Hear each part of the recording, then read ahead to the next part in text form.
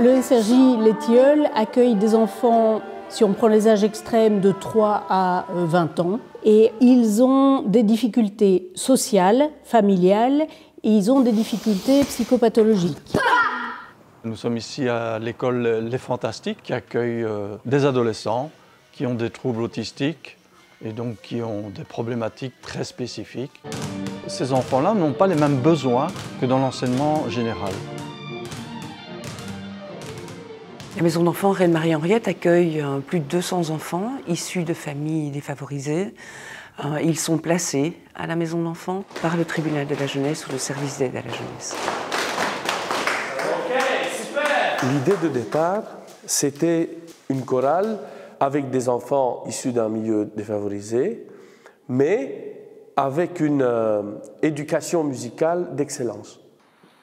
Au sein du service résidentiel pour jeunes de Clerval, il fallait vraiment cette capacité de vraiment pouvoir se mettre à l'écoute des jeunes et de leur proposer quelque chose qui soit assimilable. Parce que nos filles sont quand même des jeunes avec de grosses difficultés de comportement.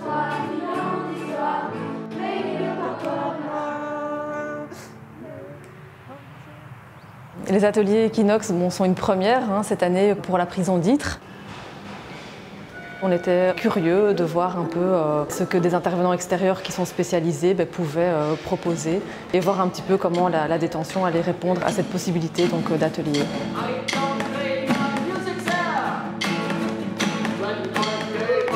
Le chef de chœur, c'est quelqu'un qui doit insuffler la passion pour la musique.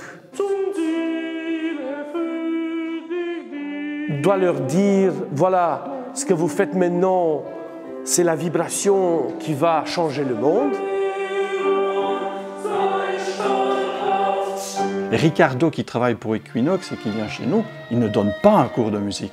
Il vient là plutôt comme expert musical et il révèle chez eux des choses que nous n'aurions pas révélées.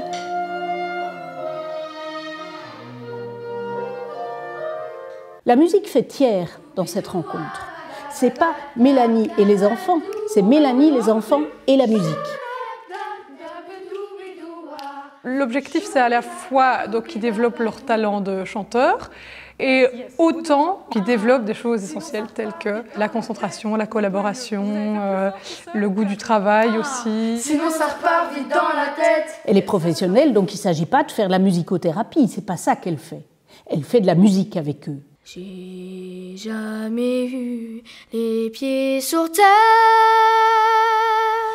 J'aimerais mieux être un oiseau. Et d'avoir comme ça un animateur ou une animatrice d'une telle qualité pour essayer de leur transmettre de la façon la plus fine des éléments de musique sans qu'ils se sentent invalidés, c'est magnifique.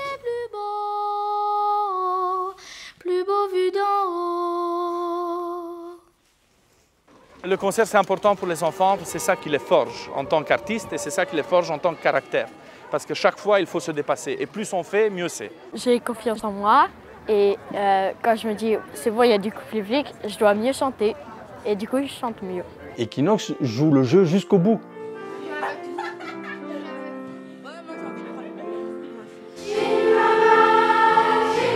On va rendre le moment surprenant, agréable et important. On va encore dénouer un paquet de nœuds parce que le jeune qui va pouvoir se mettre en avant, il va gagner, il va de nouveau franchir des obstacles. Évidemment, les enfants, c'est l'avenir, donc de voir qu'on peut planter des petites graines comme ça.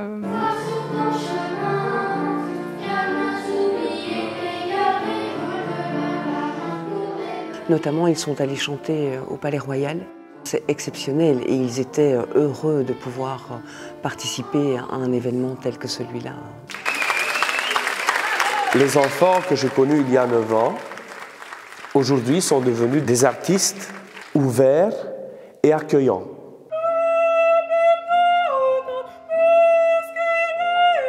Quand je vois qu'elles arrivent à faire quelque chose, qu'elles se sentent capables, ici dans ce cas c'est chanter, mais ça va rester dans leur vie, quoi.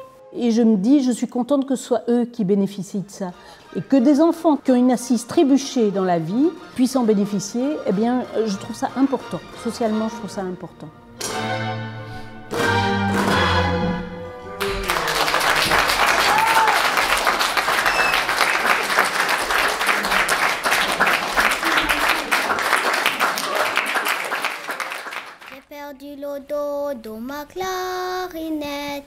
J'ai perdu le dos de ma clarinette. Oh, si papa il savait ça, tralala. Il m'a tapé sur les doigts, tralala.